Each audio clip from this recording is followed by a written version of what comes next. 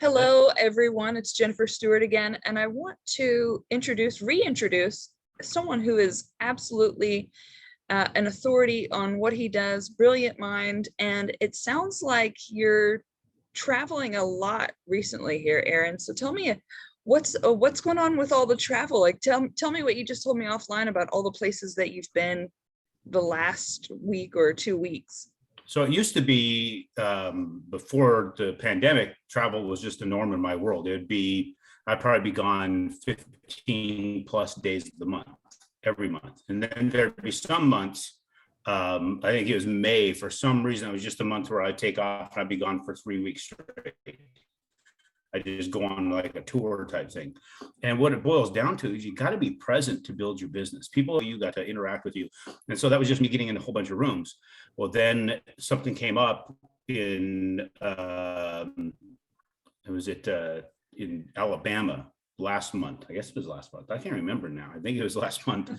I think it was the end of we're in March, right? So the end of February it hit, or first part of February. I can't even remember where that was. It's just all blended together. I hit Birmingham, and then from there I went home and then went straight out to Florida and hit a couple cities in Florida, and then I had to go to Utah. Then I had to go to Missouri, and then from Missouri it was back to Florida, and I'd hit 3 cities in Florida, which was really cool trip. And then from there it was I had to go to LA, then I had to go to Houston, Wisconsin. So that's my world right now. I'm back to being on the road and just being present. And what it really boils down to is our business is great, but the inventory that sucks so bad out there is making our business more difficult. And because of that, I've got to get out there and make people remember, hey, we're still here. We're That's interesting. So inventory affects your industry as well. Sorry, my computer's telling me that my internet is stable, so I'm going to plug it into a solid Ethernet cable line here. So no, do what you got to do. It's world problems need to be shown even on the recording, right? Yeah, right. So luckily, I do keep a solid line here to the internet for problems like this. So that's very interesting that you say that inventory troubles are affecting the mortgage lending, I guess, because there are fewer loans to go around for the people who are servicing these loans. Well, it's fewer houses for people to buy. So I focus a lot on real estate investors buying houses, expanding their ownership. And so because of that, when there's fewer for them to buy, I've got thousands of clients. I got tons of them coming in. I'll get 10 plus pre-qual requests a day. Right. Wow. But they're not finding 10 houses. Right. And once you get one, and that's new pre-qual. So that's the other interesting thing, right? So I already have a big list of clientele that we're working with, but then we have new clientele that are new to us. They need to go find houses, right? So the old clients, the ones that have been around for a while, that we still have standing pre-qualification letters for, that are that have already bought 2, 3, 4, 5 houses. They want to keep adding to their portfolio. Then you've got new investors coming in. They want to add to their portfolio. Well, each person, they want at least 10 houses. Right. They're just not finding it. Right. And the other part of it is that, and there might be some that they're finding, but because of the old ways of I guess, doing the analysis on them, they may not find that it fits what they're looking for because of what they've been taught.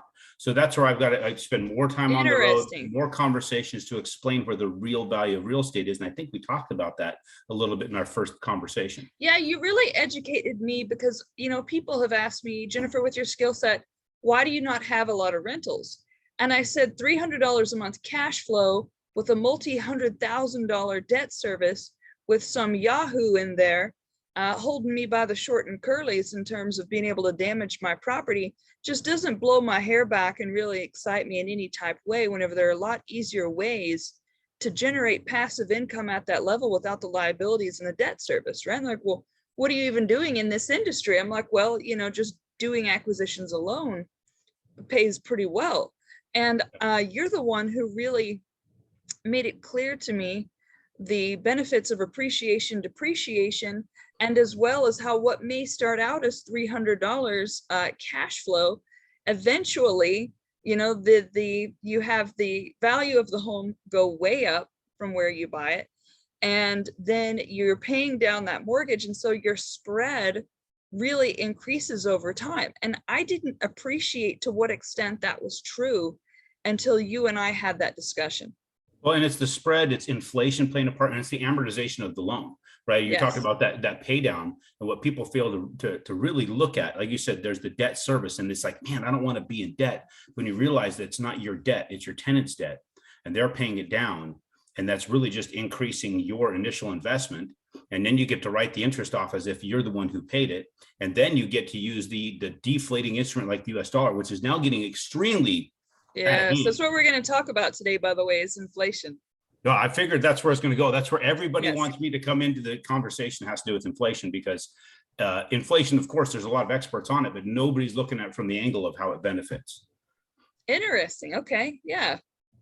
And it's a rough angle to have to try and take sometimes, but once you get that understanding of where the benefits come from, you start focusing on the benefit of it, because we're going to have it whether we want it or not. There's no True. reason to say, hey, let's get inflation because it benefits as a real estate investor.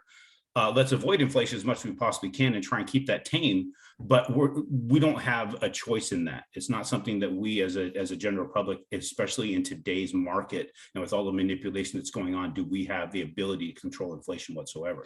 So since that is the case, we need to figure out what do we do in a high Yes. inflation environment, and how does that help protect us as investors and help us to capitalize on that while the rest of the world is just getting crushed by it.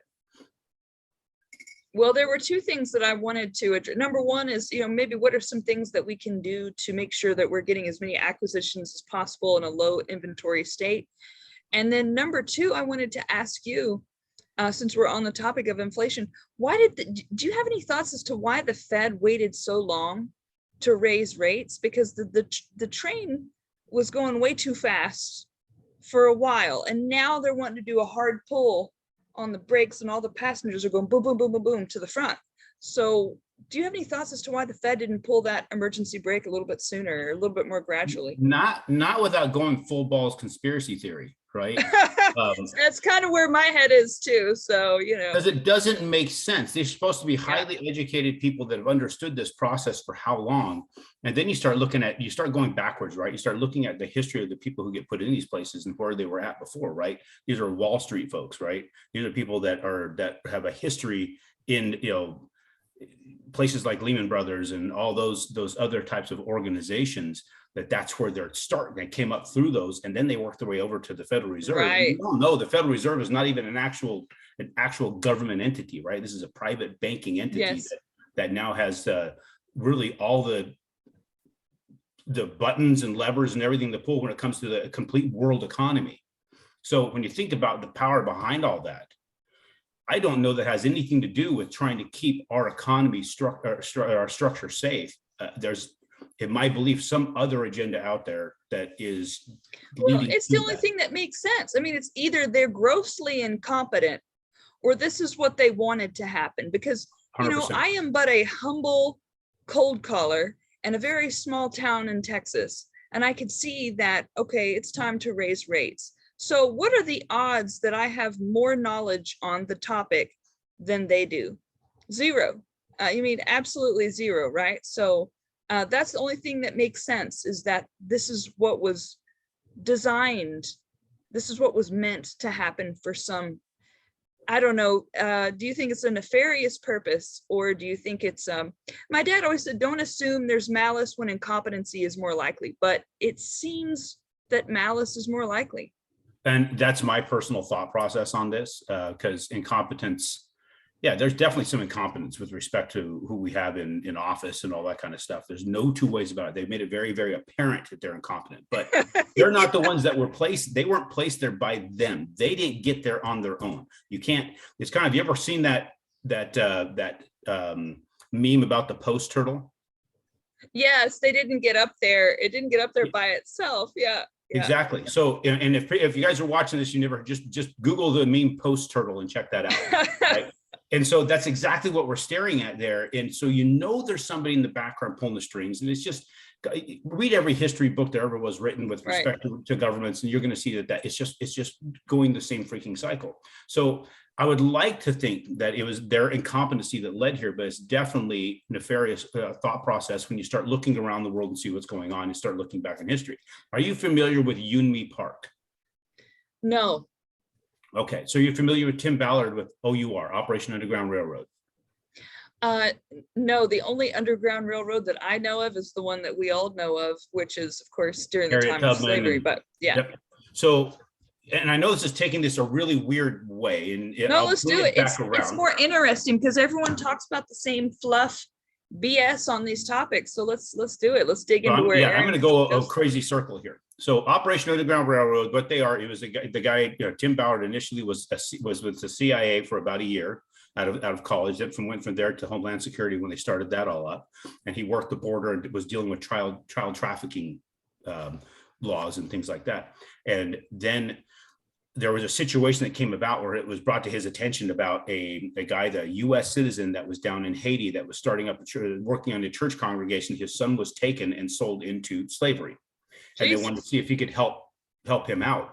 Well, as a government agent, there's not much he can do in another country. They said, well, he's a U.S. citizen. Well, unless we could prove that they were trying to bring that kid back into the U.S., there's nothing they could do. So what he did find is that he could create a volunteer organization, 100% nonprofit, that they would go into these countries and then just go in like they're partying, and eventually it doesn't take long where these traffickers would approach them, say, hey, are you interested in girls or whatever, and then they could pose as these people and work with the local law enforcement. Interesting. And take it down. So check out the documentary Operation Toussaint on Amazon Prime. I'm gonna write it down here. Yeah, you should write that thing down, and I can even text it to you. In fact, I'll just text you the link for it. How do I spell it? So we've got Operation TOUSSAINT, Operation Toussaint. And it's about and it was named after a guy, Toussaint Louverture, which is, I think he was a Haitian, they have a lot of the French Creole thing going on there. Yeah. And so it's about, it really is because of him and his work when it came to anti-slavery things way back, right? So, well, that documentary tells you a lot about Tim and his life. Well, I watched that a few years ago, and like, I don't know what I got to do here, but I got to do something about this. And then it led to, my cause for my business, because you can't just build business for money, right? It has to be for something bigger than that. And I wrote myself this letter for five years in advance back in 2014 that I was going to accomplish all these things, but to double it, it had to be for something bigger, and it can't be about me. I had to submit my purpose, right? This became my purpose, which I started taking a piece of every transaction I was donating to OUR. Well, then I get a call from these guys in December of 20, I think it was. I think it was December of 20 or December of 19, one of the two. And they're like, who are you? And why are you sending us so much money? Right? That's awesome. Well, then it led to an invite to a premiere of a movie about this guy that Jim Caviezel was playing. And then it led to another thing, to another thing, to another thing, to now I've become very good friends with the entire organization and with Tim, the founder. And now they're doing this tour in multiple cities this year. It started in Miami last month or this month. I've seen you post about this. I was a little confused because, we're all scrolling, and I'd like to think I take more time than the average person. I can tell some people don't read my post by the way they respond. So I try not to be that person who takes a superficial view on people who I have that are in my network. And but in your case, I really didn't. I thought, well, that's cool, good for him, but I didn't, of course, understand the whole backstory. So it's very interesting.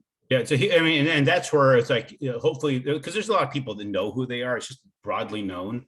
But now I'm taking that position as the MC of this tour at their request, where you've got Tim speaks on the human trafficking problem we have in the United States. It's massive. Actually, the U.S. is the largest consumer of child pornography and child trafficking. And then you've got Yunmi Park, who escaped North Korea and made her way into China, was pushed into the sex trade in China, and somehow had to cross the Gobi. Some Christians connected with her and helped her, at least gave her the information she needed to cross the Gobi Desert into Mongolia, from there into South Korea, and then the United States. And she's hell bent on bringing information to the whole world about what is going on in North Korea. North Korea is 1,000 times worse than you ever thought it was.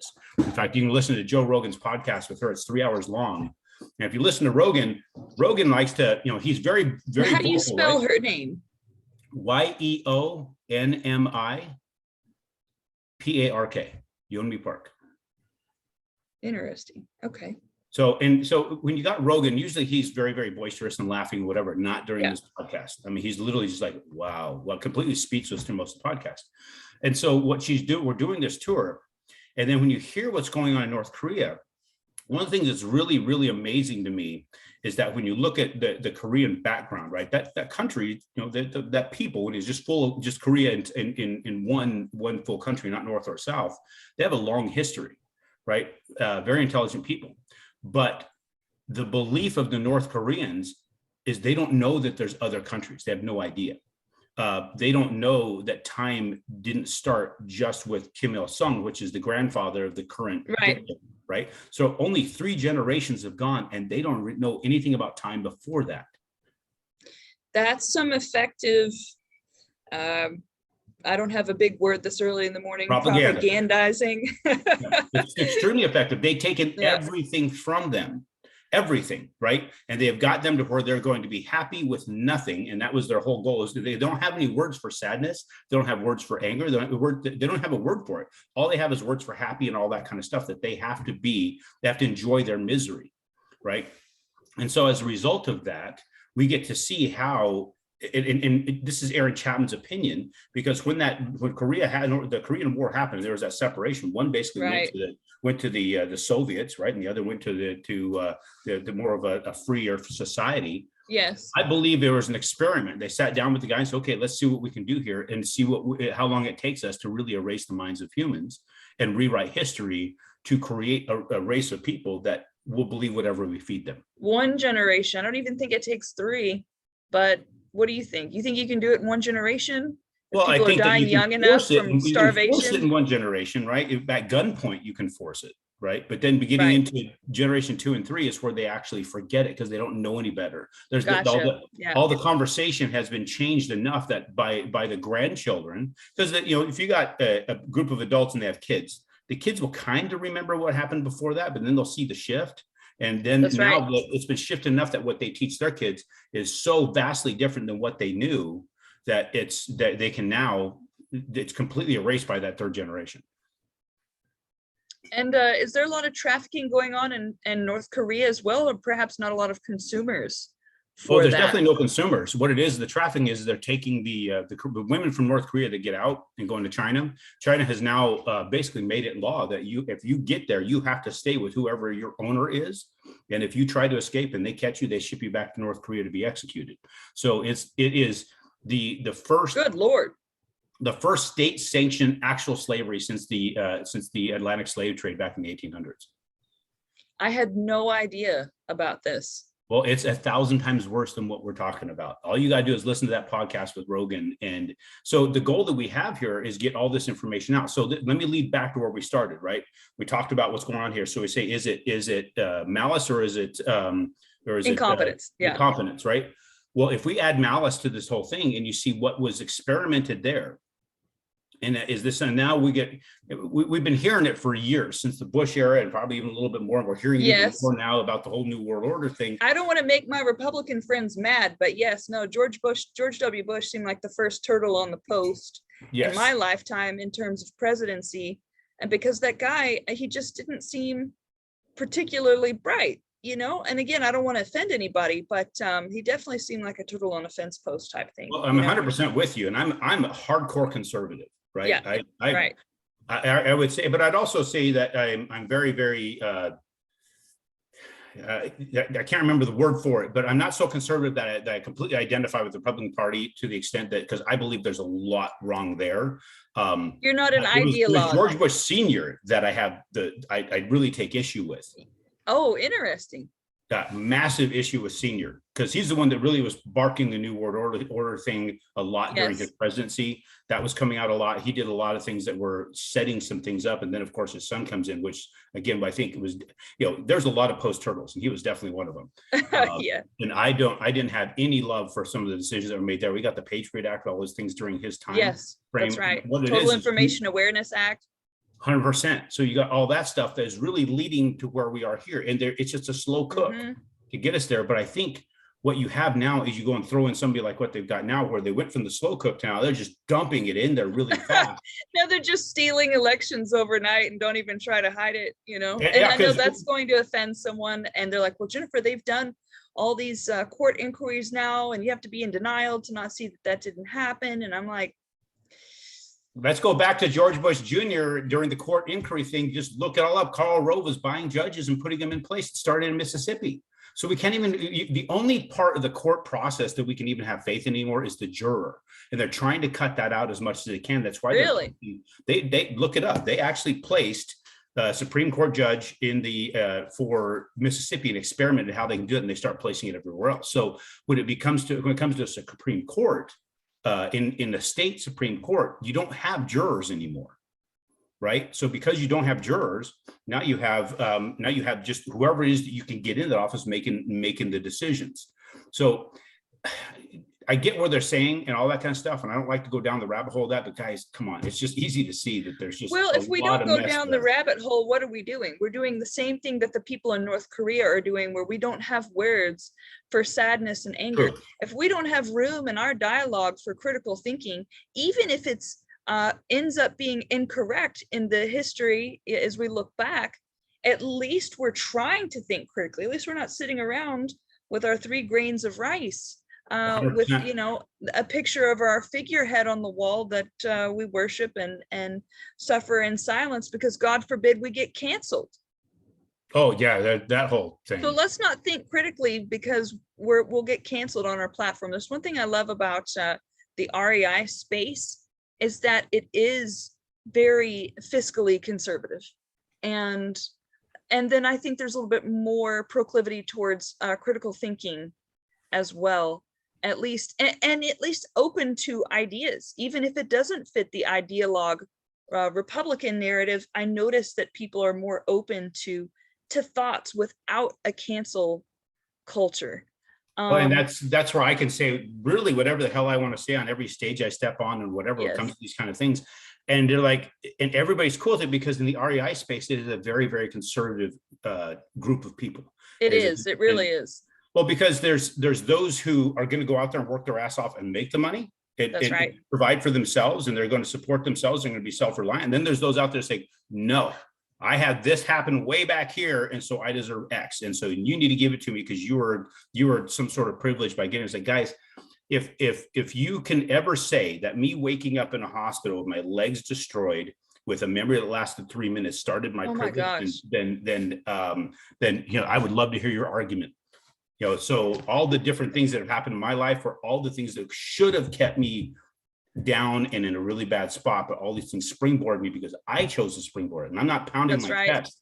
This is not me pounding my chest. It's my belief that that natural selection has been nullified by medicine, and that personal responsibility has been nullified by legislation, right? So funny because it's so freaking true, right? And so the last form of natural selection left is those who get their ass kicked and get backed up, and those who get their ass kicked and stay down and say, hey, give me something, or you owe me this because I'm down and I'm trodden. Guys, I have zero patience for that kind of stuff. And I realize there's some bad stuff. I know guys right now, I know a dude that he was born with no legs and one arm and one freaking finger, and that guy is making millions every year. That's awesome. So that's right. He makes more money than I do. I got all and so I don't, there's just no excuse. There's no excuse. I think we have a mindset challenge. And so one thing that, I unfortunately had some folks that I've been friends with for 20 years unfriend me because I was a big proponent of personal responsibility. And I wasn't even insensitive about it. I was very sensitive about it. And I'm even able to offer jobs. And so, people say, hey, Jen, can I borrow some money? And I'll say, well, I've got a lot of jobs available and no one to work them. Would you be interested in that? Well, no, I don't really have time for that. Okay, well, then I'm afraid we're at a bit of an impasse. So I noticed that it's very unfortunate. And I think it's why our country is in decline in terms of being an empire. You've got horrible leadership. And then you have this mentality of, I don't need to work in order to make a living. From all sectors of society, there's no demographic limitation on this mentality. But because the government teat has run dry a little bit, I'm starting to get Americans finally come back to my employment agency in tears, because now they've run out of Joe's money, or whoever you want to say, because I know, yes, technically Trump started the unemployment during the pandemic. Mhm. They finally run out of this money, Aaron, and they're coming to me out of money with inflation. Rent's almost doubled, and they're in a bad way. Everyone who relied on that unemployment and didn't pay their rent and stacked away the cash, they're finally running out of that money, and they're coming to me going, Jen, can you get me a job? And so finally I'm starting to see that correction, because for 2 years it was a ghost town in terms of me employing Americans. That's what was wild. I mean, that was something across Yeah. the country is, Yes. the demand for employees was huge, but the Right. people wanting to work was so low. It's crazy. And even if you go to a restaurant, right? So we just went on a family vacation. Well, you're traveling more than me. How many times do you go to a restaurant and see it woefully understaffed? Well, and it depends upon the type of restaurant, right? So Okay. if you're going to the restaurants that were just like your normal average type of situation, right? It was very, very understaffed, and they would have to sign up and asking for patients. You go to a very high end restaurant where people make a lot of money. It's Right. crazy how when there's a big incentive, Well said. Yes. yeah, you're not lacking at all. And so those people who took that job to be a waiter at, say, like a Maestro's or something, Mastro's, whatever you want to call it. So you're going to go to Mastro's, and interesting enough, I was at Mastro's in Beverly Hills, and those guys, they don't hurt when it comes to tip time Right. whatsoever. So when you're talking about somebody who took that kind of job, and they will do everything they can to maintain that job because it's such a lucrative position, comparatively speaking, to, say, somebody working at a Waffle House or a Denny's.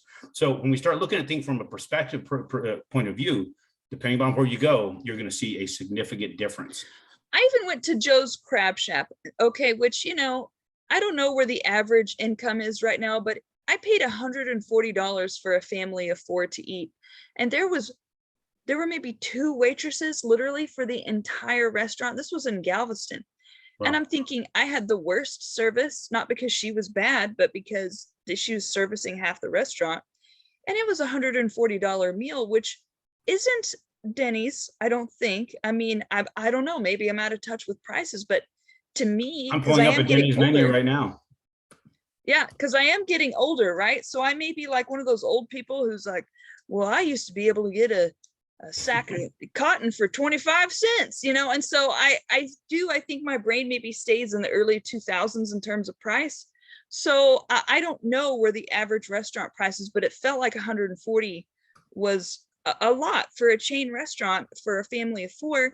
And then not having a wait staff, I thought, God, this is the worst of both worlds. It's expensive and it has poor service. And I don't mean 5-star expensive, but I mean kind of expensive to bring, a 6-year-old who's probably going to spill their drink. Yeah. And that's the thing, is when you look at it from that perspective, it used to be the menu would have, everybody could eat for $5-10. Yes. And that was $10 was the big thing on the menu, right? Right. And now it's $20-30 per person. 30. Oh yeah. Supply chain issues and all that, everything is just in the compound of inflation that is compounding due to supply chain issues. And you think about that, it's like we can get further into the whole talking about how if you choke out the people. So think way back when we started getting all the manufacturing and construction, all the things we could do within the United States offshore, and start pushing it out of the United States. And then now it has to come back in, and then coming back in, we can control that coming back in. You can shut down some of those yes. Waterways and all that kind of stuff. And now it's choking everybody out, pushing inflation up. It's amazing to me how that has been yes. been designed. I don't know. The more you outsource, the more things can be weaponized. Yes. Right. So that's why, not to be too silly, but that's why I have chickens, because no matter what the supply chain may do, at least I'll have some eggs to eat, because eggs have the most complete nutrition out of any one individual food. So I thought, how do I make sure that no matter what my children are eating, no matter how incompetent my government becomes or how crazy society becomes? I mean, I don't have my chickens surrounded by barbed wire, but we could get there pretty quickly if we needed to. Yeah.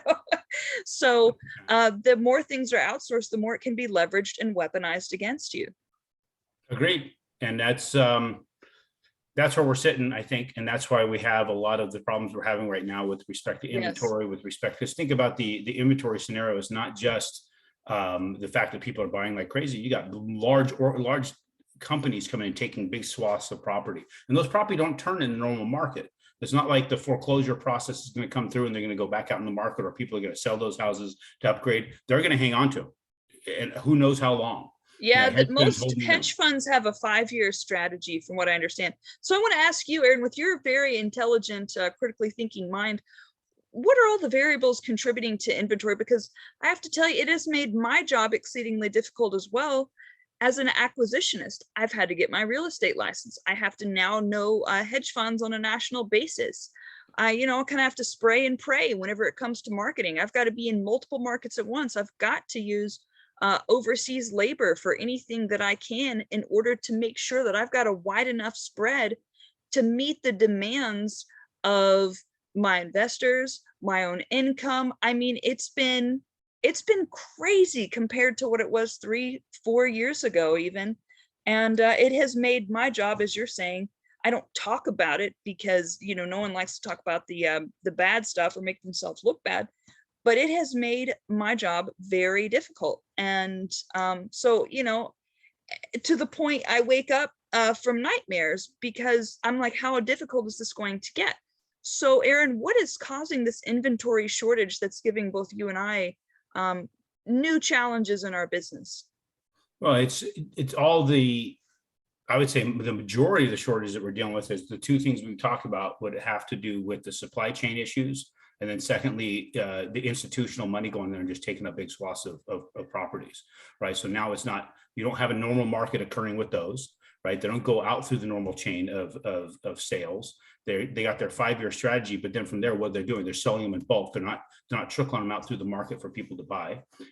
You also have, with the inflation where it's going and the cost of everything exceeding Right. so damn high, people aren't selling the house that they've got because the house that they've got, they couldn't afford the next house That's to right. replace it, right? That's So exactly you're not right. going to flip these houses out as easily, the normal average American. When you think about the real estate investor, it's a small percentage of the actual home buying population. So when you stack all these things up, Yes. you have now a difficulty in getting your hands on more real estate to be able to work. So what do we got to do? We got to create it in a way. So that's where I'm going into Florida, where people are building houses and trying to, and really building the relationships out there. That's part of the reason I'm traveling, to build the relationships with those who are creating more inventory to sell. I met with another group that buys from the hedge funds, right? And they figure out ways to be Right. able to sell it off to regular Yeah, investors. what does it look like whenever they sell off in bulk? What is the medium through which they sell in bulk? Because that is a part of the process I'm not privy to. And that's something I don't know fully either. Really, Okay, it's just a matter of interesting. gathering data, being out there talking to people, right? Right. So the full details of what has driven all this, hard to say at this point. Well, remember you your did see, conversation 2 years ago about the mortgage-backed securities. I think that was the beginning of it. The Fed dumping all that money into the mortgage-backed securities to keep the market artificially inflated. oh yeah, and now the Fed's been taking the money out, right? And it's been just just everything fell off the rails, if you will. In fact, let me see if I can share a screen with you. Yeah. And while you do that, I'm gonna eat a little bit of my food here, and so If we'll you can do put the focus on you. you can give me, Yeah, let me go ahead. let me see, co-host capability. I'll share screen here what the mortgage-backed securities has done. I would love to see that. And while you do that, I'm gonna turn my camera off. All right. All right. So can you see the chart? Yes, sir.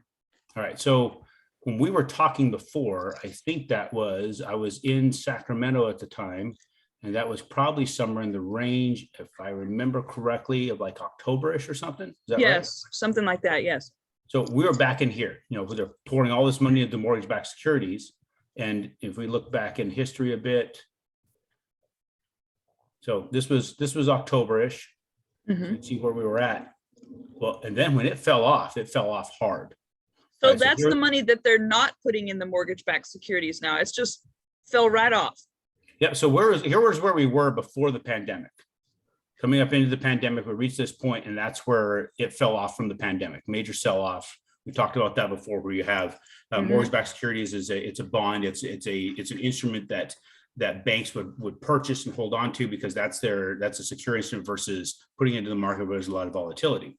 Well, when Right. the stock market took its beating around the time of when the pandemic started, well, they had to sell off their assets to be able to pay the margin calls. Well, because of that and several other reasons, not the only other reason that we had the mortgage-backed securities just fall off a cliff. And then when they finally got to this point in March 20th is when the Fed started dumping trillions in. Actually, had $1 trillion go from here to here. So it was March 20th to March 30th. We had $1 trillion plus go into the markets from the Fed. And then they maintained that $20-30 billion a day going in here. And that's how they I remember you tell me that. It blew my mind. I mean, just absolutely blew my mind. It's crazy that you can't even fathom the amount of money, right, that was being printed and shoved in there. And then you get to this point, January of this year is when it started to take its beating. And I was looking at this, and where was it? I got to find the right chart.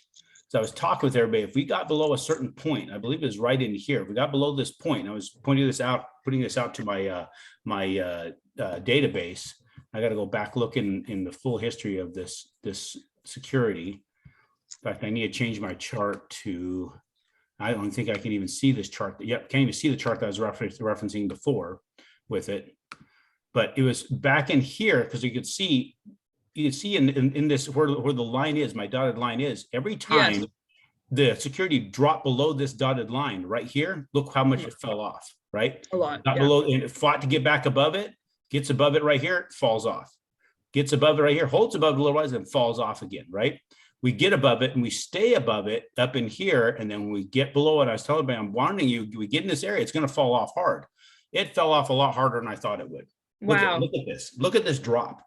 Yes. This is, we see here, it dropped. So what are the consequences going to be of the Fed not putting as much money in as they were, and kind of almost a correction to all of these years of dumping it in there? It's going to leave the market to itself mainly, right? And when it does that, we got to go back. How far back can I go? Because the Fed wasn't really putting anything into the markets until about the time of 2008, 2009. When they started putting in the quantitative easing. This only goes back, I think, to 2013. So this is all because Fed. We all know what happened in 2008. Yep. So this is all Fed manipulated market here. Everything here, all the way back. This goes all the way back to 2011. Fed manipulated market. I can't see it. So before it was staying pretty consistently from the time I got into the industry in 1997 up until, as it is now. When the crash happened in 2008, the Fed basically. Before the day of that, it was just the market buying into it and putting money in and out of it as they saw fit, going into whether it be going to stocks that day or going into bonds, whatever they felt was going to be the right place to go. And it kept interest rates probably around that 6 to 7% range, right in there. For your owner occupied. So your investors were between 7 and 8%. Interesting thing is in 1998, if I remember correctly, is when the Dow hit 10,000. And that was a big deal. I remember the guys at the Charles Schwab office in our complex running through the central corridors, the open courtyard with their shirts off and just their ties on because they hit 10,000 in the Dow. Oh man, if only there were cell phone cameras back then. That would have been really funny to see. Yeah, there wasn't. It was flip phones, but they didn't have the camera on them yet. That's right. So that was the days of the StarTAC, right? I don't know if you remember that thing.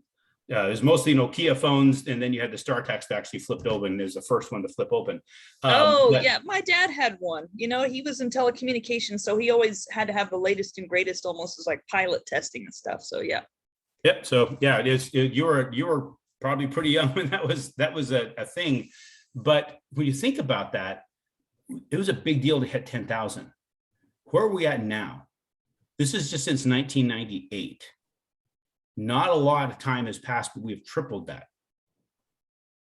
That's pretty alarming to think that the stock market has done all that in that window of time, and the stock market's value follows inflation, right?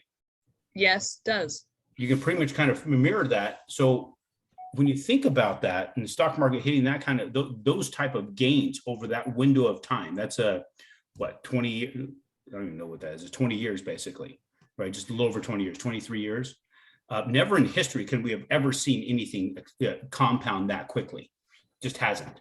So because of that enormous compounding, it shows that there's been, in my opinion, some enormous amount of manipulation to make that happen. Right, right. And it shows to a large extent in many ways. And I think the cost of housing, I even wonder who's affording these houses, because whenever you look at the median income, household income, it makes it difficult for me to understand how people are able to pay these top dollar prices and then bring 30K, 40K, 50K, 60K, 100K cash above asking to get the contract, with inspection waivers and all these other things. And I'm like, does the average person really have this much money? Because it's not what I see. It seems like everyone's broke. My buddies are, Jen, how do you have so much money? I'm like, because I don't buy houses like you. I don't drive the latest and greatest car. Like, I keep my overhead low. My phone is a Samsung S8. It still works just fine. I don't need to have the latest and greatest stuff. So it's disturbing to me that the median average income person is paying this much for their dwelling cost. Well, what's interesting is it's not the median average person that has that money, because as you know, the people you're talking to, they don't have it, right? Yeah. But there's an enormous amount of money floating around out there, an enormous amount. There's a lot of people that are mid to high six figures, a lot more than I've ever seen. Right. And remember, if you go back to 2008, how many Escalades and Hummers and all that stuff were all over the road? What do you see now? Right? I'm seeing Aston Martin. Yeah, I never see a Hummer. Well, you never see a Hummer, no, because it's the most janky thing in the world now, right? But when you start looking around, you're starting to see that trend is full force, right? I'm seeing all the latest and greatest, the new Vet running around all over the place. I'm seeing tons of Range Rovers. I'm seeing the. I almost bought the latest Vet. I almost did. I admit it. It's my midlife crisis thing. I know I don't look like midlife, but I'm there. Believe me. I'm half tempted to get that Z06. That thing is awesome. Yeah, and it was only 85K, in terms of other cars with similar power. And I was like, and not to be boring, but like I put in an order for it to buy it, and they were going to build it for me. And a month later, I'm like, where's my car? They're like, oh yeah, after you came in, the guy quit it after he saw you buying a Vet. I don't know if it's just such a sexist place here in Texas or not. He's like, he quit, walked out the door, and didn't even put the order in. So he's like, I'm so sorry, man. We can put that order in for you now. And I was like, you know what? Never mind. So I feel like that was my higher power, maybe protecting me from something that I didn't need. Yeah, there's things we don't. Somewhere else.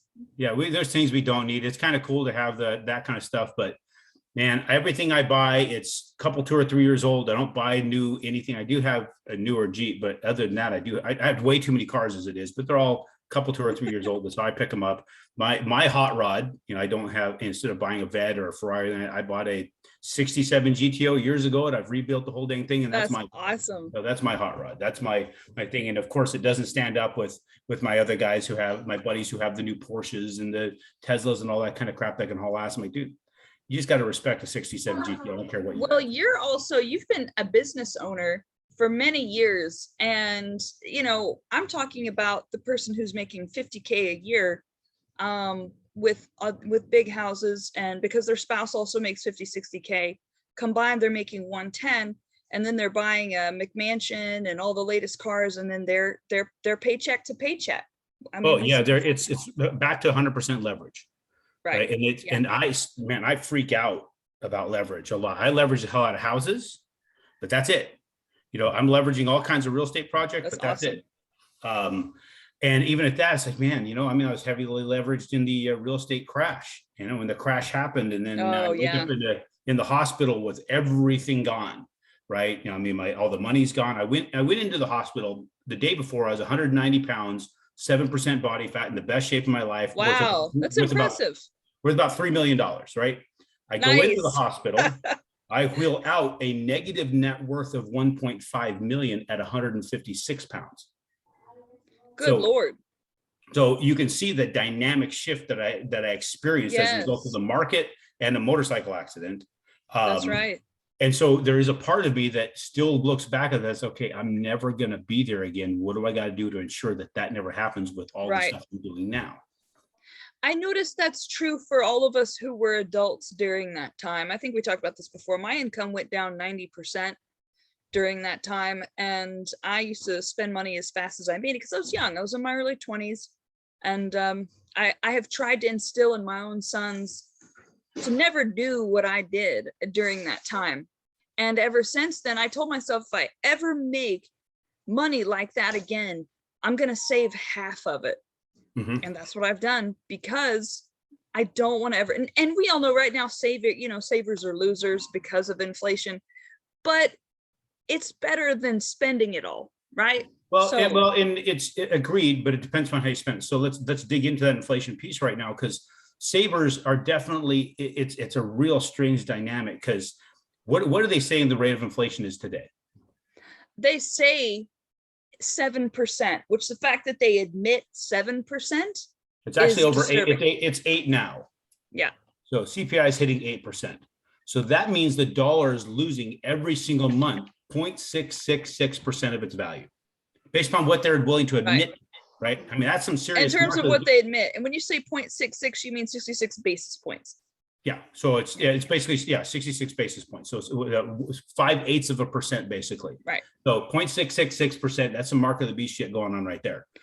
So maybe that's what is being written about in Revelation, is we're talking about the dollar's value.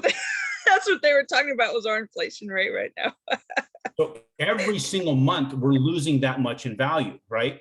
So, but here's where the benefit comes in. Now I think we talked about the my inflation calculator system before, right? Well, the app is now done. A person can now get the app. So I'm going to go ahead and just show you the app here. Yeah. And let me see if I can get to where I can pull that in here and you can take a peek at this. I have it in a presentation to where I can show this information. So I'm going to start off by. So you got to save it before you invest it, right? I'm not saying you just keep saving it. Oh, yeah, you got to be able to hang on to it somewhere. You got to put it aside before you can invest. Yeah. So here's where we are.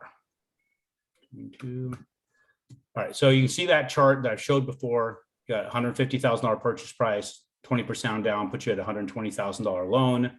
A person's going to pay over time with their $719 a month on their 30-year fixed, $250,005.83 over 30 years. Right. 120,000 purchase, 100,000, 20,000 principal plus the 139,000 in interest.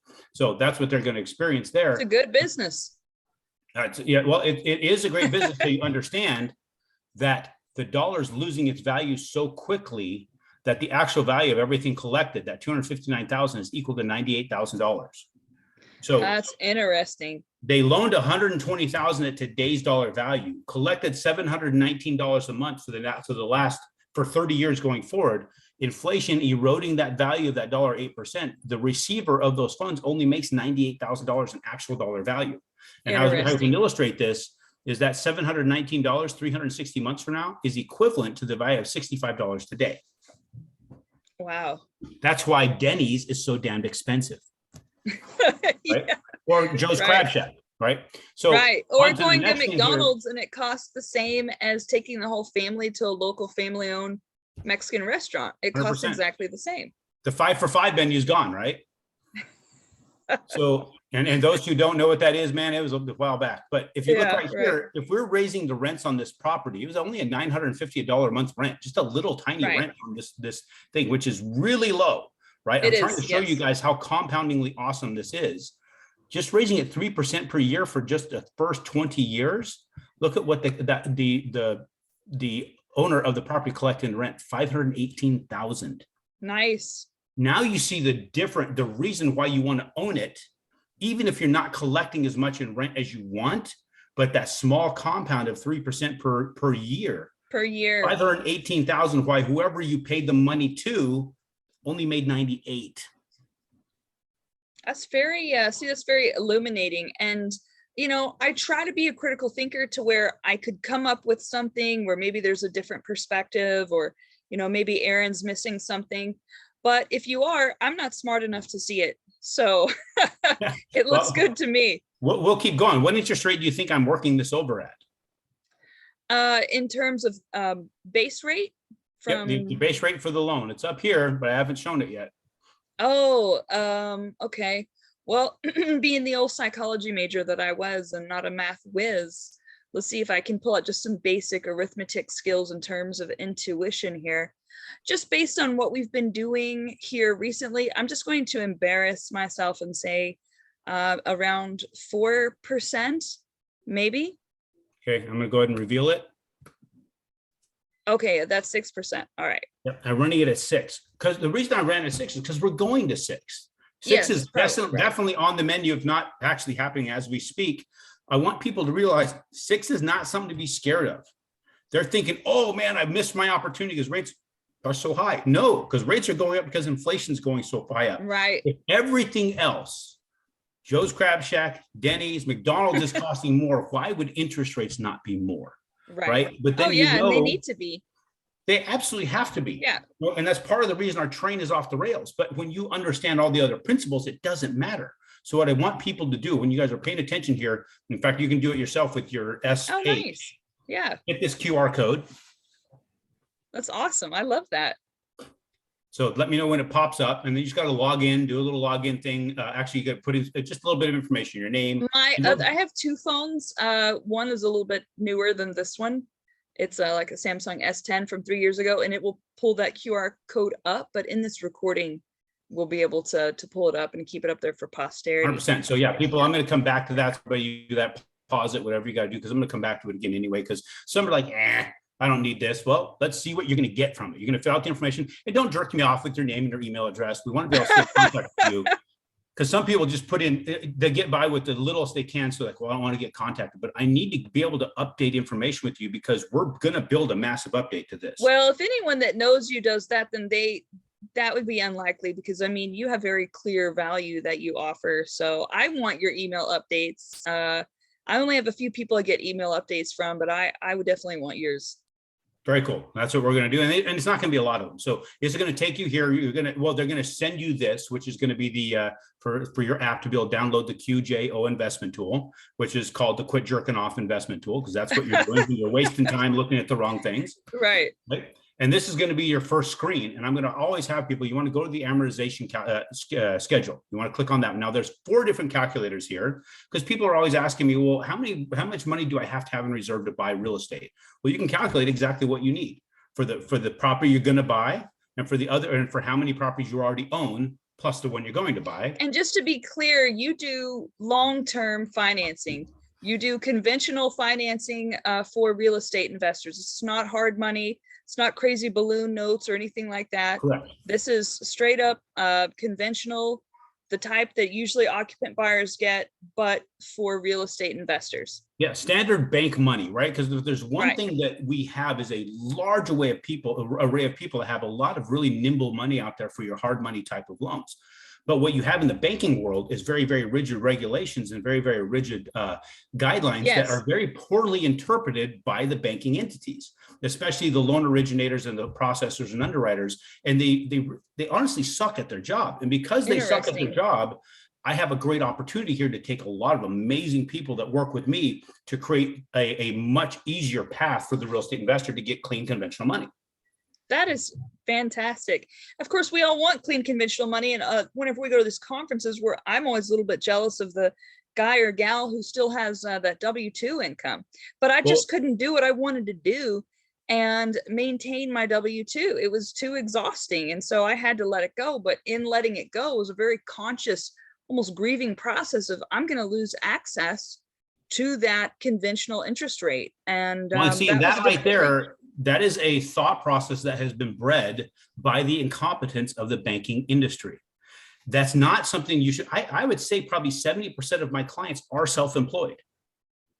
I do conventional loans for more self-employed than I do the W-2 person. Why? Because the self-employed is the person that has the money to put the big down payments, to do the real estate investments, to be able to work with me to build that engine to buy more properties.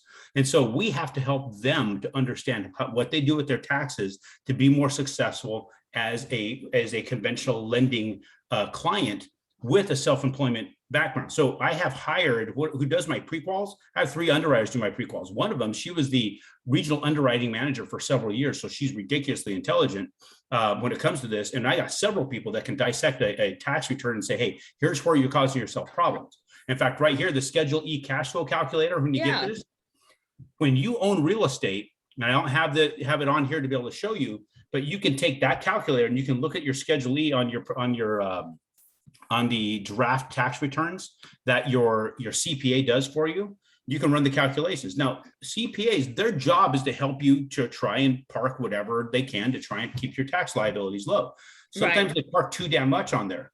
You can get away with putting enough on there to have 0 tax liability, but still have a verifiable income to the lender and still qualify with that. The only problem is they don't realize where that line is. That calculator will show you where the line is. So that's so useful. Yeah. So what we'll do is we'll do a special one, you and I just doing that and going over that Schedule E calculator sometime where they type all that in. Just check out what he's giving you. And it shows a negative number on my calculator. You go back to him and say, hey, I have, let's say it shows you negative 200 on there. I have $200 per month. I'm too negative on this, or I think it's an annual thing. I'm too negative here. Can you get me to 0? He's just got to take off a couple of trips you did to, let's say you own property in Florida. Well, I went to Florida to go vacation, but since I own property there, I wrote off the whole vacation on that house. Nice. Don't do that. You don't have to do that. Right. So there's ways to do that because the biggest deduction you get is the depreciation. Lenders can add the depreciation back in because it's not a real cost. It's a deduction. Right? It's not money leaving your hands. You didn't spend that depreciation, right? No. A lot of lenders still add the depreciation in because they want to be conservative. Well, no, you're a freaking idiot. You just don't understand it. And that's why they like the W-2 person, because it's easier. People are inherently lazy. And when you put an inherently lazy species in the banking industry, what do you get? Self-employed people that say, I wish I had a W-2. Well, that is very illuminating, as well as it makes me have more hope. And then, just even regular people. So for example, I know a lot of realtors and they really struggle to buy their first home. I can't tell you how many successful realtors I know who are renting for exactly the reason that you said. And then whenever they finally do get to buy a house, almost everyone I know has gotten some sort of horrible pop from the IRS, and just they're because like, they decided to go change their whole income profile to try and qualify for the house. That's because right. they're not working with somebody that helps them guide them through it, right? We can look at their tax return and say, hey, if you do this and this, you're going to be at a better position. We will take them right up to the line. The other thing of it is they want to buy investment real estate. What they don't realize is you don't have to increase your income to buy investment real estate. You just have to buy real estate that gets renters. Then we can use the rents to offset the expense. And now you're getting this compounding growth in income. So realtors are getting screwed by the very people they're referring deals to, because they're referring to very wrong people. So true. Yeah. And I have a love-hate relationship with realtors. I'll tell you. I'm in Arizona. I did 1,378 transactions last year. I did 5 in the state of Arizona. Congratulations. Thank you. Well, and I did 5 in Arizona. The reason I did that, because I probably did a little bit more than that, but I did just a handful, and most of them were my mom's clients. I don't work with a lot of realtors here because they're the most unprofessional group of people I've ever met in my entire damn life. Well, tell me what you mean by that. And the reason why I say it's because I got my license a month ago just to be able to get that referral income for those retail deals that I don't want to list myself. I didn't get my license to list properties or work with buyers. It was just to refer properties to agents, right? So full disclosure there. And also because EXP has access to national hedge funds, and then I can do rev share as well by hiring realtors. So under the premises of hiring realtors, what can realtors do better in terms of, you're saying that they are unprofessional as a group, or at least that's a trend that you're noticing. What are some things that they can do better so that they don't become, irrelevant to services like Open Door, et cetera? Well, one, the professional pitchers, they start a deal, they sign a contract, and then they don't take the time to find out. They just like what it takes to get certain things done. They just have, hey, it's in the contract, so it's an expectation. All they do is hound people instead of getting out there and participating in the process. All they do is bitch at all the other people to get certain things done, and they want to lay blame on everybody else when certain things don't happen. It's like, so I'm not trying to it's not all about my mom, but she gets involved in every aspect of it. If somebody's not doing their part, she will go out and then she'll start working with them to get it figured out. Right. She understands the difficulties associated with the deal and helps do the heavy lifting. Right. Where everybody else said, hey, I signed a contract. You need to get this done. Well, we'll ask, we need this and this and this. Well, you figure it out. I don't have time for it. You're the realtor. You should know this about the property. We need these things, and I can't go get it as the lender. It's not my, Right. I don't have the wherewithal to actually get it. Right. So there's a lot that people fail to do, and they just want to bitch at everybody else for not doing it. And then one of the things that's just kind of a classic thing for us. I notice a lot of dogma in that industry, that things are done this way and not this way and not this way. And there's almost no room for any other type of thinking, which is why I think from what my mentor says, only 1 in 5 realtors are also real estate investors. Now, why would that be the case unless there was not extremely rigid thinking surrounding the zeitgeist of being a realtor? And again, you have to take it back to the mortgage-backed securities. The main job of a realtor, because I went through my realtor's license process, and I'm like, it almost seems like the realtor is the front person for creating the input for mortgage-backed securities. I don't think they want them doing anything else. That's why TREC and these other, real estate commissions of the states, they have all these rigid rules, and I get emails all the time. You do this, you're going to get popped. You do this, you're going to get popped. And so these realtors feel like they're in a box, and the way their grandma did it's how they feel like they need to do it. And there just hasn't been much adapting to the way things are. And it works out well for the real estate commissions of the state, because the realtors are doing their job, which is just producing the inventory that then produces the loans, that then produces what the government needs for the mortgage-backed securities. And call me out if I missed anything there, or if I'm misinterpreting. Well, it's a different perspective. I've never heard a person talk about it from that angle. But when you get into the commissions and all that kind of stuff and the boards, it's like anything. It's like an HOA, right? You put the wrong people in the HOA as an HOA president, their HOA secretary, and the vice president. You end up having a problem with these Nazis that want to patrol around at night and look and measure your wealth. Right. Right. Anytime you put the wrong person in a position of some sort of perceived authority, it creates havoc for everybody else. There's no such thing as doing anything, just doing a good job and doing the right job for the sake of the people you're working with. It's you have to follow these rules and regulations. And it's really because there's a lot of incompetent people involved. And so you have to protect everybody else from the incompetency of others. And when it comes so easy for a person to become a realtor, right, when you've got a massive amount of people that are real estate agents out there, that there's no professional way of sorting through these people. If you can make it through this education process, bam, you're a realtor right now. And they don't train them real estate investments, any of that. They're not properly trained on any of this stuff. They're properly trained on rules and regulations. That's not right. On how to do a job.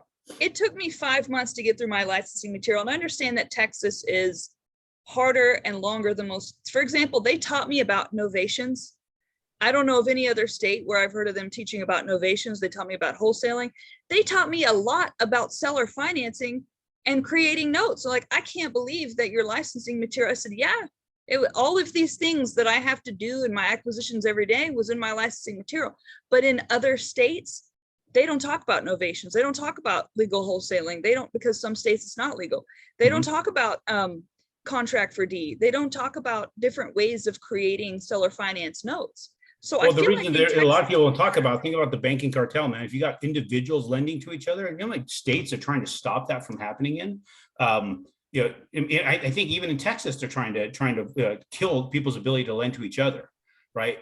Because of they need some sort of licensing or whatever. It's like, guys, this whole thing of need to collect money from people to allow them to interact with each other is freaking wrong. And it's all because you have predators out there and you have idiots out there. And when an idiot meets a predator, they lose money. That's just what ends up happening. They lose money. Yeah.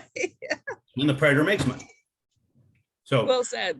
Yeah, and I think that's one thing that Jeff Watson was working on, I hear, before I met him years back, was changing the amount of notes that a person could create without having certain credentials. And I don't know the details on that. That's just kind of a foggy understanding that I have, but that at one point people were able to create more notes than they are now legally, and that restrictions had been placed.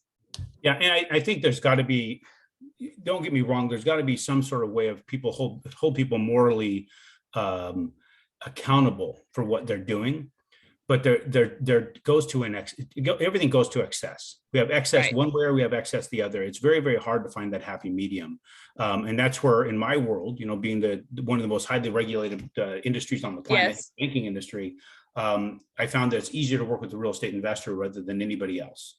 Definitely easier to work with realtors, definitely easier to work with first-time home buyers. We have taught the home buying public that you deserve something.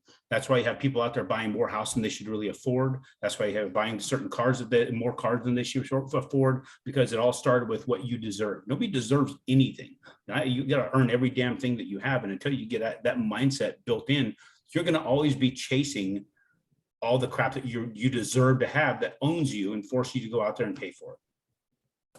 That's absolutely right. And we see on the commercials, they don't show in the commercials a modest lower middle class house.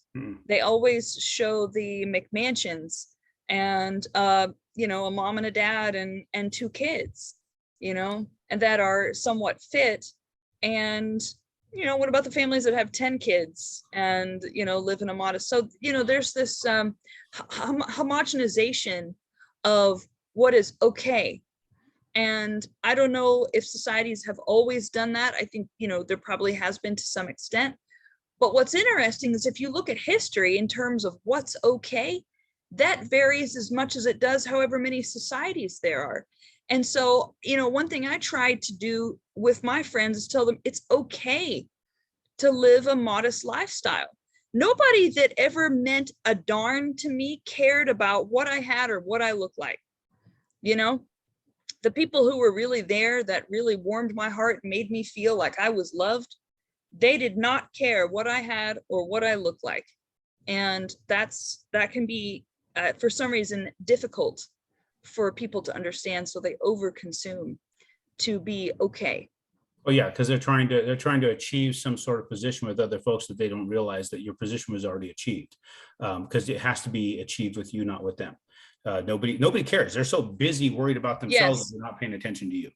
That's why, it's interesting. I can go and be at any conference, speak with any group of people, and be dressed exactly as I'm dressed now, where everybody else has their suits on or whatever. And it's expected, right? Because they really don't care. They want to know what information you have to give. That's right.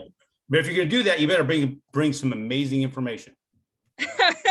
You and I talked about that. And if you're going to be outside of the decorum, then people can forgive that as long as you provide enough value to be outside of the decorum that may otherwise offend their sensibilities.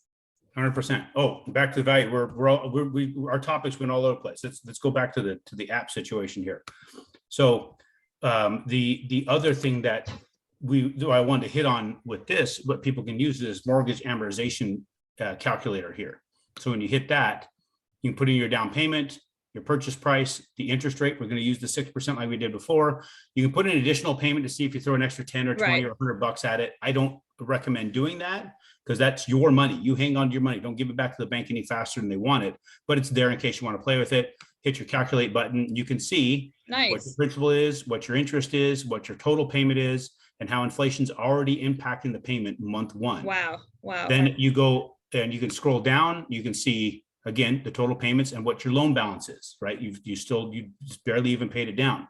Now you hit on here, the little calendar icon, you can select all the way over to 2052. Every year for 30 years, you can go and you save and close that. And now you can scroll down and see the total payments made, but what inflation did to the payments. That's great. So I'm very impressed because obviously you invested some time and capital into creating this, and I think it's going to be very useful to everybody. I would hope so. So if you didn't get it yet, here it is. Awesome. Get your thing. And so get the screenshot, fill out the information. You'll get an email from the QJO initiative, which is the Quit Jerking Off initiative. This is the investment tool, which is very apt. I mean, we all procrastinate a little bit because it means we have to do something outside of our comfort zone. And the more knowledge we have, I feel like the more empowered we are to step outside of our comfort zones. 100%. And the other thing that I want to hit on here, because we're in this high rate environment, the rates have got to come back down, right? We showed that chart where it hits a certain point and then it comes back up, right? We're on our way to that point. I don't know, it could be a couple of weeks before we get there, but we're going to see that happen in the near future. Then you're going to have all the people that are going to call that now is a good time to refi, right? You want to drop your interest rate because the rates are high right now, comparatively speaking. Let's drop that interest rate. Don't get tempted to do that. And let me show you why. So here is a transaction where a person, had that $150,000 purchase price, $120,000 loan with a 6% rate, because that's what you're going to have. And let's say a year from now, they're calling you, or 2 years, or maybe let's say 4 years, because it seems like every 4 years there's this refi boom. 4 years from now, you have somebody call you up and they're going to say, now's the time to refinance. Rates went down a full 1%. In our industry, we say if it drops 1%, that's when you should do it, right? Well, let me show you who benefits when you do that. Look at this. Started at $120,000 after 4 years of payments of $719.49 a month. What's your new balance? Can you see it? I have to zoom in here, uncomfortably close for everyone on the call. Yeah, it's 113. Yeah. 113,537. 4 years of payments. Do the calculation. What's 4 years of paying $719 a month? That's $34,524. Right. But you've knocked your balance down how much? 6,462. Yeah. Right. That's it. That's it. Yeah. So if you've got a situation, person calls you up, hey, let's do this. And let's now, here's where you're at, right? You paid it down to that amount. And I'll show you the math to make sure I'm 100% correct here. Here was the $719 a month. That's right. Yeah. Right. Here's the 120,000 minus the 113. Right. So I want to make sure everybody has the math. But look, you do that refinance. Here's an actual. Then you add another 10 grand of losing your equity. So you'd be proud of me. I had a 4.32 interest rate that I got whenever I purchased my house, right? Just a couple of years ago. I got calls literally every day, Aaron, from my mortgage company to refinance and everyone else under the sun. And I did not refinance even whenever I had W-2 a year ago, because because a very smart financial analyst said, Jennifer, it's not going to be that much of a difference. It's not going to be a meaningful difference. Don't do it. And she explained it kind of the way you did. And I didn't do it. And people didn't understand, like, man, you could knock off a whole percentage point, right? Yeah. Yeah. What they don't realize is they just reset the clock. Right. Yeah. So look at this. Look at the situation. This is almost an identical scenario. This is an actual scenario, one that they want us to do it. We kept telling them, no, we don't think it's right for you to do this, but you want us to do it anyway. We were refinancing $114,000 loan amount. Yeah. He had the estimated taxes and insurance, right? And then the cost between the lender fees, the title fees, the appraisal, and all those things. It brought his loan amount back up to $119,000. Right. Right. So literally right knocking on that $120,000 loan, right? You're starting over. Now, let's just say this guy does this every 4 years. Where's he at 20 years from now? And I see people who do that because I'm in acquisitions, right? Yep. They will have bought their house 20 years ago and barely have any equity. And then I look at, I don't know what is on my prop stream. I can see the mortgages, et cetera. And I can see where they refinanced. And I'm like, man, if you had not refinanced, you would be so much further in terms of having equity on this house. But they trade equity for that slightly lower. Well, they're trading equity for being convinced that this is a benefit to them. Right. So when people are so caught up in interest rate, and they're so caught up in what is benefiting them, right? And it's really the banking industry is one who benefits from interest rate. Right. Yeah. And when they get told that over and over and over again, and that's why they call me, and that's their first question out of their mouth. Well, what's your rate today? Right? Because they've been told that that's how you sort through lenders. Because if you can convince them that that's what it is, it's easier to convince them to keep refinancing. And you now have created this financial engine for the banking industry. Because what we've proven, if you pay the banks over the entire 30 years, they don't make near what they lent you. But if they can convince you every 4 to 5 years to refinance it, you have now become this complete cash cow for them, and they never have to worry about the principal. That's right. That's right. And then there was this guy who straight up was hounding me, harassing me, like, Jennifer, you're obviously not that smart if you don't see the value in lowering your payment and how much you're going to save over time. The straight up predator. Yeah, no, and he was, and I actually blocked him for how rude he was, because that was disrespectful. And so, I'll be totally transparent. I mean, I bought my house, it was 142,000, because again, we're small town Texas, modest, right? It's like, Jennifer, at that amount, you're not going to save enough, right? It's just not there. And you know what, I'd save $80 a month is what it ended up being. So I'm going to add $10,000 in debt back to it, right? So I had to refi to get this house in a divorce, right? So we bought it as a couple, and then I got it as part of a compromise, but then I had to refi to get it totally in my name, right? That refi cost $10,000. I don't know why. Wow. I had W-2 income. That's an expensive son of a bitch. I'd love to see the paperwork on that. Yeah, I don't even know if I still have it. It was with Efinity Mortgage. And I'm like, why, this is not, it wasn't explained to me. That's like he stick you in the ass mortgage is what it sounds like to me, because $10,000.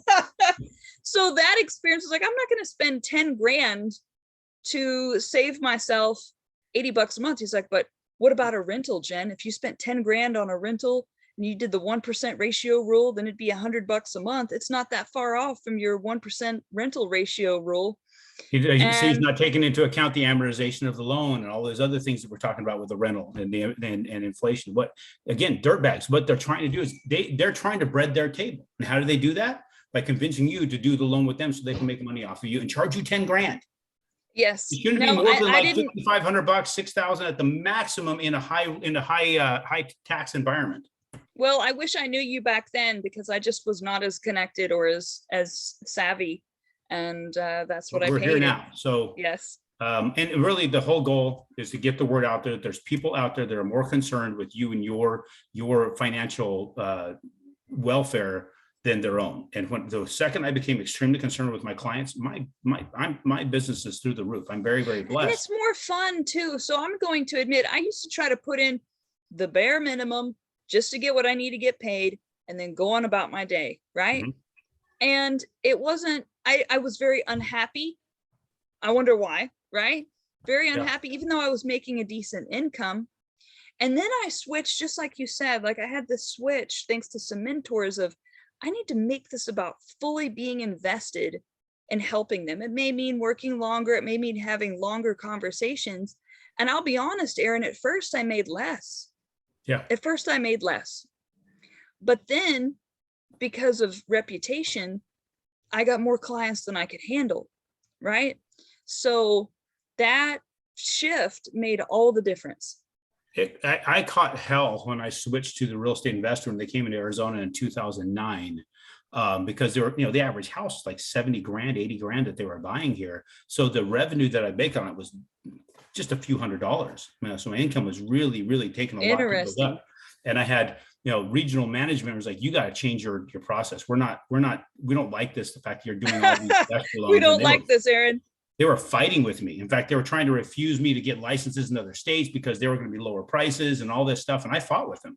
And I literally almost went to blows with one of them, threw him out of my office. But now where do we sit? It's amazing. Where do we sit? 1,300 transactions a year. I'm the number one person in this company. I'm ranked in the top 20 in the United States in what I do. And it's because you just got to keep working with that person. I was more concerned about those guys building their wealth for their future than me getting a paycheck or my company getting a paycheck. That's fast. So it sounds like you had the same experience in that for a little while you were making less by being client-centric. It was brutal. I mean, but I was able to at least pay my bills. And the thing about it is you have to do a lot of deals, but I thought here's what's awesome about it. The average person in my space does 2 to 3 transactions a month, but look at the average house size, right? The average loan amount is like 350 grand. Three loans will pay them a pretty good chunk of money. But if they lose one loan that month, that's a massive dent to their income. Yes. I do 100 plus. If I lose one loan, I don't even notice it. That's awesome. So I can be more concerned about. They came in and audited your books and you hadn't lost any loans anyways, really.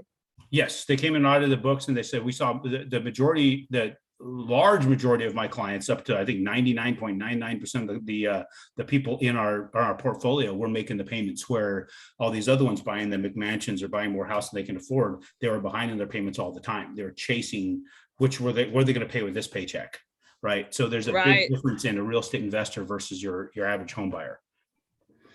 And I find that if there's a little tip that I could give to folks in terms of acquisitions, a lot of us go for the lower middle class 3-2 older houses, but I'm noticing that the McMansions are starting to have some distress.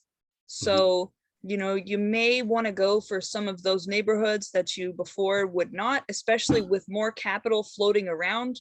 I notice people are more likely to make those kind of bigger loans. And then one way to kind of capitalize on those that I notice people being successful are in the areas where you can do the short-term rentals. So people are buying big houses, turning them into short-term rentals and doing quite well. So don't be afraid to go after some of those bigger properties. Just make sure that your exit strategy is one that's versatile. If you're totally dependent on short-term rentals in order to do well, you may be in trouble because these legislations are just popping up all over the place that are shutting those things down from what I've seen. So you may want to have some other exit strategy and buy it right to where you don't have to be totally dependent on the short-term rental situation. Do you see that at all? I mean, do you see that some of the bigger houses, because everyone's going for that low-hanging fruit below 200K, because that's a lot of times what the hedge funds want to find and pay for too. But so there's some unpicked fruit in the distressed McMansion acquisitions. There's going to be, I think that's going to continue to grow. I'm not seeing a ton of it right now, but there's going to be some of it growing as people's income can't maintain the lifestyle that they had when inflation and the cost of living was a little bit lower.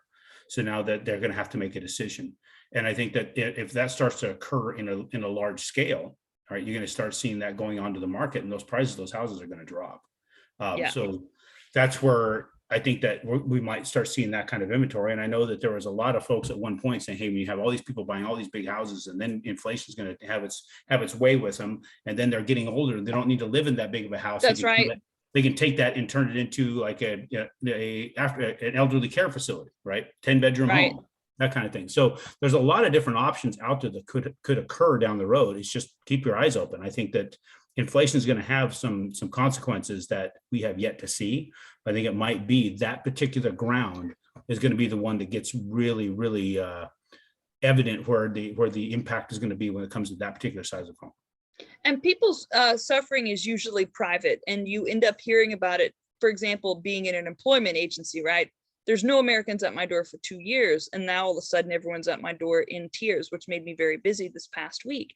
So depending on what industry you're in, you will encounter the private suffering of the effects of inflation. 100%.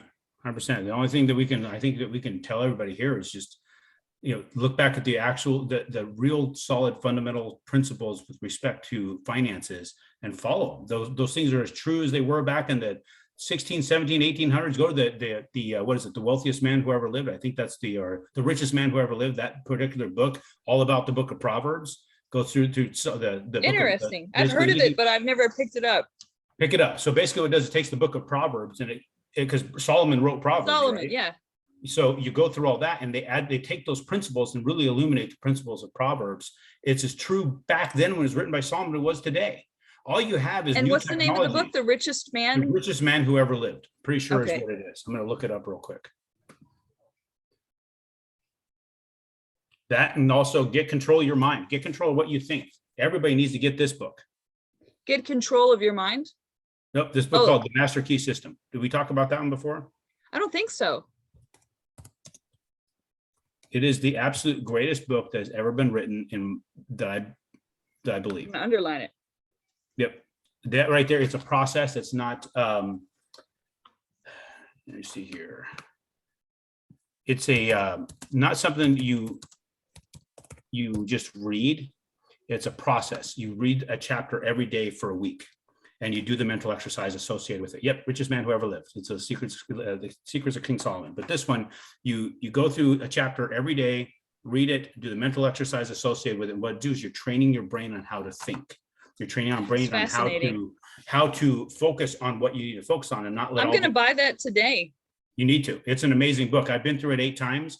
It was a correspondence course created in 1910. You'd buy the course. They would send you your lesson every week, right? And you would go through this process. It really it shows you how to create, is what it That's does. great. And it tapped into the creative process of the brain. And what's really interesting is the stuff he talks about in here in 1910 was proven by Joe Dispenza and scientists today by showing how your brain actually works and reconnects new neurons to create new ideas. And as long as you focus on the new idea, you can kill the old wiring and get it to fall away. So the your neurons will stick with the new wiring that you created with intention. That's right, because the neurons that wire together fire together. There we and that's go. what we want to. That's what we want to keep happening. What's your website, Aaron? AaronChapman.com. Awesome. Okay, that's easy enough. So last time we spoke, we talked about everything but your loan products and your services. And I want to make sure that we get your website in there this time.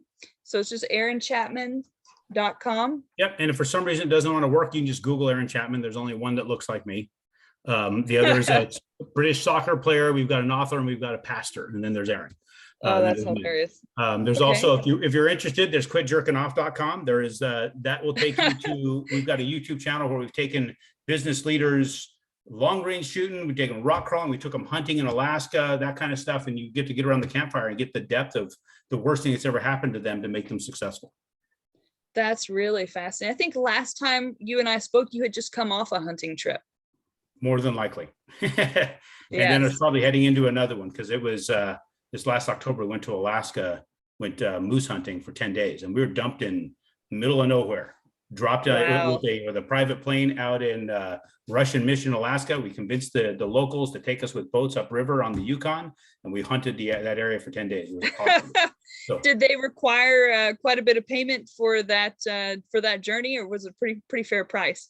It was actually a really, really fair price compared to what you would pay an outfitter. We got 6 moose in 6 days, worked our guts out, and we took care of those guys, because what they did was just shuttled us around. They weren't guiding us. We went and guided ourselves and hunted ourselves. They taught us what they knew, and we took off, and it was awesome. And some of the stuff was just crazy. We had one guy attacked in camp, and he killed that moose early in the morning in the dark. And we had just a lot of crazy stuff on the channel. Wow. So I didn't know that moose were, aggressive. I assume, most mammals are territorial. They're the most aggressive land animal, second only to the hippo. The hippo it kills more people than any other land animal. And the moose is the second to that. More so than grizzlies. Whenever you have a baby, there's always some sort of hippo toy, like we see hippos as like this sweet thing that we often will put in a crib with our babies in some plushy version, and they're so not sweet little cute creatures like they're like our childhoods would lead us to believe. Yes, and so the thing of it is, I think why they're so dangerous is that we're led to believe they're cute, fluffy animals, where we know a lion and a tiger and a bear, or you don't mess with them, you stay away from them. That's right. We know that, right? So people don't go up and poke the bear unless they're complete idiots. Right. But they'll walk up to the moose and, oh, cool, look, it's a moose. And then they get their ass stomped. Wow. Because they're quite large. They're massive. They're 1,500 pound animals. In fact, I got a buddy of mine who's 6'4", and we had one moose. We had shot him. We were gutting him out, and we had him on his back. He's holding the leg of just the hind leg, and the leg was taller than him. Just a back leg. Are you serious? Yes. I didn't realize they were that big. So 6'4", taller than, he's about 6'6" just at his butt. That made the moose almost 8 foot taller than his shoulders. Good Lord. So the head was over 10. Massive.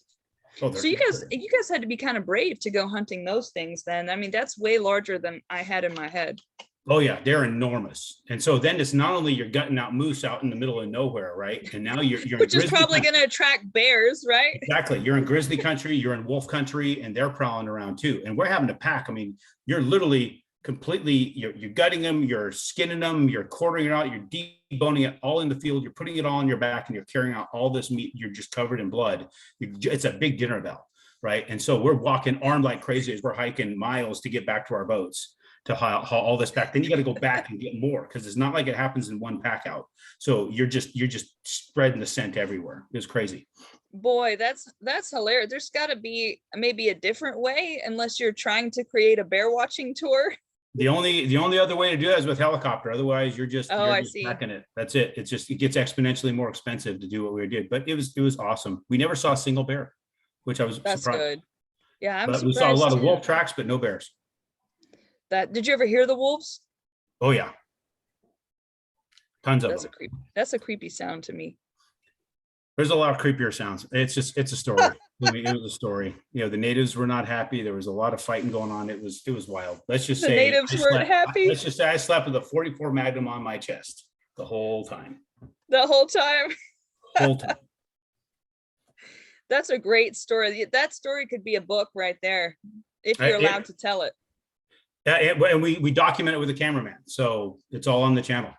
Some of the stuff we had to do is pretty wild. I mean, not all of it's on there because you only get so much. The cameraman can only be so many places, but he got a lot of great footage there. That's awesome. Well, and how do we, so it's on your YouTube channel? Yep. In fact, I'll just show that to you. Yeah, let me see. Let's see here.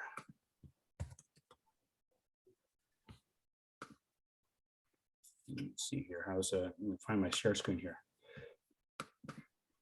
So when you go to the YouTube channel, you got to type it in youtube.com/quit jerking off.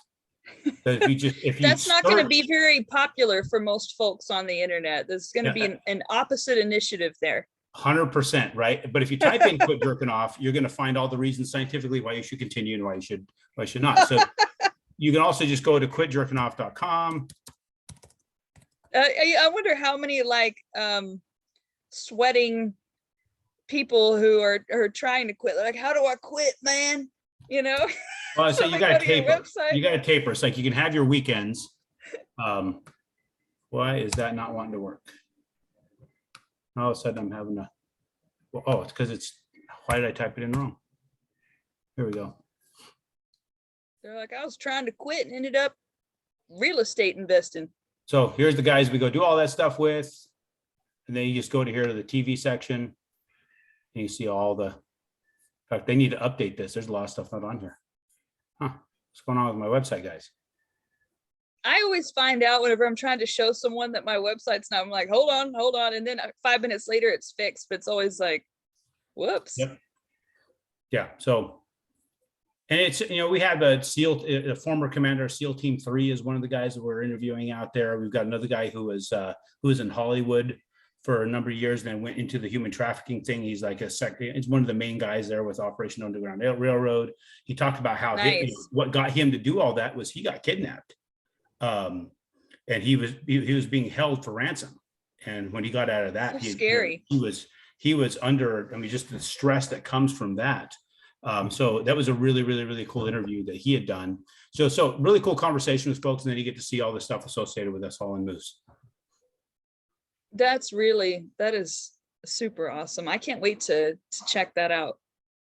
And then of course, AaronChapman.com. We'll just put that one up there just so people can see it. So you know where you're at the right spot when you see a redneck sitting on a porch. And this website, here we go. This one's, for some reason, it's all screwed up. But we also, when I talked earlier about how we donate to human trafficking, clients can do the same thing. So we do $50 for every transaction we close, goes towards that in some form or another. And then we have this campaign where they can go and do the same thing. And so, do you ever feel like that because of your less than conventional, I guess, decorum, right? And that almost sounds like that was way too intense of a way to put it. But do you feel like you appeal more to do you feel like you capture a part of the market share because you're perhaps more approachable to certain people or a lot of people? I would believe that has a lot to do with it because folks will say that I'm a lot easier to talk to. The explanations that I give are very, very, very basic explanations of extremely complicated information. So when you're talking about the average person in our industry that shows up in their suit and their tie and they want to talk at a level up here to sound impressive, when in reality all they're doing is talking over people's heads to where they don't know what they're getting into. Where I try and bring it down to a level that you can't help but understand what we're talking about. And that helps lead people to be more successful in the transaction because they understand what they're getting into. That's right. I hate a person. There's nothing worse to me than getting that phone call where I did this, but I didn't know what I was doing. And they're trying to lay blame on somebody. And that's why we have, that part of the crash and part of the outcome of what we're dealing with. Right. People didn't understand. They didn't understand it. And then they wanted to blame everybody else for not understanding. Well, they have a fundamental duty to understand what it is they're going to sign, but they chose not to. And then of Right. course there's blame on the people that didn't help them understand it, but you need to take care of yourself, They right? were they were taught to trust. We're taught 100%. to trust experts, right? We don't question our doctors, although I did after I had some bad experiences. I question, I don't take any prescription, anything, because of bad side effects from not questioning. I've learned to question everything now, but we learn to question through pain, unless we're Yeah. taught by our parents to question everything, right? So they just didn't think that I even need to question what these experts are telling me. And that's a painful realization to have whenever you're going through a foreclosure. Agreed. And so as a result of all that, people go down to get themselves in a bad spot. So if we take it from the perspective up front, that we're easy to question, we're easy to talk through the stuff, then it makes a big difference. And since you're in banking, do you do note investing yourself? Do you invest in notes? I haven't invested in notes directly, notes themselves, but I have, done my own private notes with people, and I like it. The only thing that frustrates me more than anything is when they pay them off. Yeah. And then there was one last thing I wanted to bring up with you that I forgot to bring up earlier in terms of inflation. So I have people in my agency who are all over the world: Egypt, Pakistan, South America, everywhere in Asia, right? Mhm. Well, here's what I'm noticing in certain countries, particularly in Egypt. I can't pay my people right now. I'm having to hold their pay. I have the money, but their government won't let me send US dollars into their country. Interesting. I said, why is that? They said, because we're having hyperinflation and they're worried that by bringing US dollars into our economy, it's going to devalue our currency even more. So, Miss Stewart, please hold our pay until we're allowed to accept US dollars. Yeah, it was in Egypt. And I thought, so inflation is not just a problem here, it's a problem all over the world. And then in Pakistan, I'm trying to send payments and they're like, I'm sorry, ma'am, my bank account cannot accept money from a US institution right now. So I'm having to hold my people, and thank God, they've been with me for a while and they trust me. I'm like, guys, I know this is difficult for you working full time like you're working and not being able to get paid. If there's any way you can figure out that I can pay you, I don't care what it is. Like, I want to make sure that you get paid. And so the governments aren't wanting the US dollars to come in and devalue their currency even more, is how it was explained to me. Well, the more you can devalue their currency, the more it keeps the US dollar as the world's what do you want to call it, the central currency, if you will. I can't remember the exact term for it. Right. So it's kind of like what's going on with Russia, right? With this whole thing, what they're doing on there, they're trying to force it that they took all their banks off of that global service to exchange capital, except for the ones that handle all the transactions with respect to oil. And oil is is paid for, and it's been worked out where it's paid US for in dollars. So what it is by doing that, by devaluing their currency against the US dollar, it puts them in a position where they're beholden to the US, to US a little bit further. That inflation really is eroding their economy even faster. So yeah, I mean, that's the game that the Federal Reserve plays. So I didn't know that what was happening here was happening to that extent in other countries as well. So if whatever is going on here must also be going on there as well, or maybe it's different variables producing the same That's result. the thing about a global economy now. It affects everybody. It's not just us. Everybody's getting hit by this. I was hoping we were in isolation with particularly incompetent leadership, but unfortunately we are not an island whenever it comes to this. No, we are not, because it's a global problem. Right. Unfortunately. Yeah. Do you know of any countries that are not having inflation issues right now? Nothing that stands off the top of my head, because let me think about it. Everybody was overinflated compared to where we were for a long time. So with probably worse supply chain issues. 100%, right? I mean, a place like Venezuela and their stupid decision, the hyperinflation, that's right. The United Kingdom was always heavily inflated. I mean, heck, it was over a decade ago, they were paying $6 and $7 and $8 a gallon for gas. Right. So, their inflation has always been there, and they've kept them more of the type of country that doesn't produce and all those things, very, very, very kind of a docile group of people when it came to the average citizen there. I saw my friend post, he's a scientist, it's hilarious. He's like, man, these gas prices make me feel so European and sophisticated. We're just not driving the Europeans, right? That's right. Yeah, Well, Aaron, was there any last thing maddening you stuff. wanted to mention? You and I think we have so much fun speaking. At least I have a lot of fun listening to you. And was there anything else you wanted to mention before we wrap it up and I get dressed to go see my personal trainer? I think it covers everything that we wanted to at least get out there. My main thing was wanting to talk about, the potential temptation with respect to the refinances that's going to come about, and just not to get tempted by it. You got to look at things from the right angles. Download the calculator. We're going to get more versions of it out there so you can see what's really happening with inflation, how it erodes that payment, and that you're making a lot more money on it than just your cash on cash return. Cash on cash return is the smallest metric associated with where the real value of real estate is. That what you just said right there needs to be the title of this particular video. And I'm going to write it down so that I don't forget it, is that cash on cash return is the smallest Metric Good, thank you. associated with real estate investment value. No, however I said that, or however you want to spin that last little bit of it, but it is the truth. People use that as their main gauge, and they're walking away from amazing deals because they don't realize that their only job that they have to be successful in this is to get the right people to work with and buy the right asset or business, is what it is, that stays reasonably rented for the entire time you own it and that you can raise rents. You do that, you're going to accomplish all that we talked about.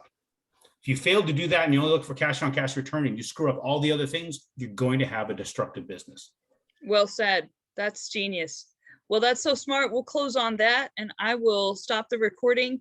AaronChapman.com. You have any questions, and if you're self-employed, you want to try to get conventional financing for your properties, this is definitely the gentleman to speak with. So Aaron, thank you so much for your time. I'll stop recording and then I'll say Appreciate you, bye Jennifer. offline. Yeah, appreciate you, Aaron. Thank you so much. Always a blast.